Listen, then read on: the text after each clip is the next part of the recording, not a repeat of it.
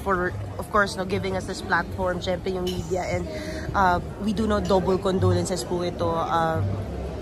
Kayo po, ano po yung parang plano nyo next na, of course, si Mother Lily nagpapahinga na rin po? Well, we stopped kami magkakapatid. So, we're gonna continue the legacy of my mom. Yung Regal Films still, Regal Entertainment will still go on.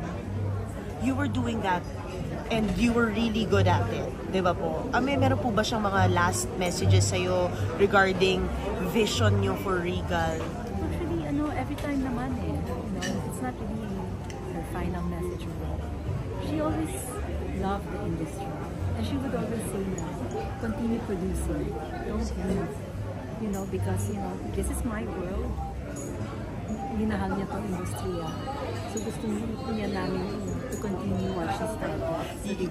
Yung reaction nyo lang po sa, of course, yung fans, movie audience who love Regal so much and are, of course, nakikidalamhati po sa Pamilya Monteverde.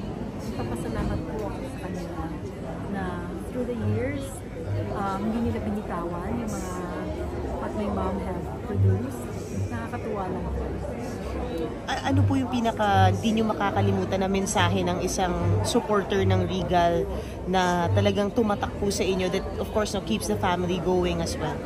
Marami dyan Ang dami, MJ. Kasi my mom helped a lot of people in the industry.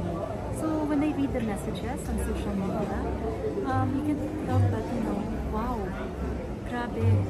Not only one. Ang dami nila. So nakaka-inspire, diba? On our end, we can't forget yung mga lavish birthday parties each year na talagang must visit. Alam ko po, that's a few days from now dapat. But kayo po, parang ano po yung pinaka-fondest memory nyo naman with your mom when it comes to showbiz? Ang dami. Not a single, not just one, Ang daming tao nagkukwento rin, especially with me, Kasi I'm always with her. Of course, so, of course. Ang daming mga incidents that, that are really unforgettable. And like the way she produces a movie, the way she picks on what movie to produce. And also yung kanyang vision, yung parang gumawa ka. Sigurado ka kahit hindi naman malakas masyado na yung cinema. Gawa ka lang ng gawa. Kailangan natin yan. Diba? Kasi, she doesn't really think all the time na kwentado lahat, dapat kumita lahat ng pelikula niya.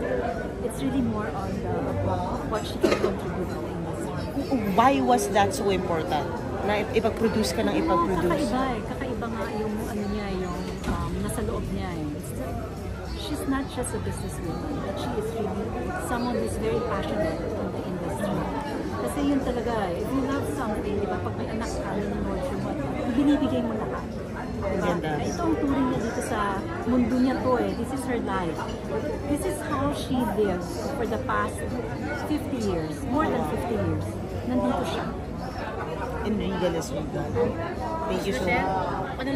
How you will describe her as a woman? Very, very, very caring, very loving. Hindi niya kami pinabayaan. Very disciplined. She was a disciplinarian. And at the same time, minsan, parang sa tao, di ba? Stricto siya sa negosyo. Pero at the same time, bibigay din niya. Okay. Ano na, we all know that. Ano po yung advice naman niya na binigyan niya sa inyo na explain niyo and you not forget naman? Ano naman kasi she doesn't have to say much. Because it's really more her, the way that she brought us up. Parang yun na rin yun na ano namin, na we were able to learn from her a lot. Ms. Rosel, last na lang po, we heard regarding sa gusto niya pa rin suportahan yung favorite charity niya. Tama po ba? Instead of flowers, may panawagan po ba? Yes. Actually, kasi every year naman nagbibigay siya sa Mall Fund. So, she would like to continue that. Instead of in lieu of flowers, donated to Mall Fund or meron.